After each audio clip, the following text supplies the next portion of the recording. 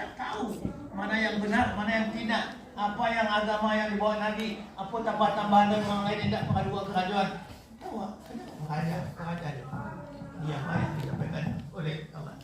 Kemudian anak-anak sekalian yang dikasihi, ketiga kata nama Anda, wal malaikati wal kitabi wan nabiyyin. Mereka itu ada ciri kiraman katibin yang lamun nama terpadun, ada kiraman di kodok katibin. Tahu nuana wa kerajuan dan bisa wa tujuan dan bisa mengirimkan. Tidak lemahnya nama begitu. Alzamna fi mungkin kami gantungkan untuk salam boleh. Digantungkan dia lihat aku amal awak. Ikra kita bakal baca kitab pun nanti.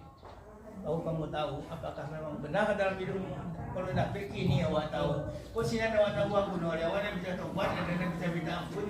Kalau gini, kau masih segar, kau masih lebih, kau bisa minta ampun. Bahaya kesalahan awak tu Allah akan ampuni dan nak kenyambuni dia lah.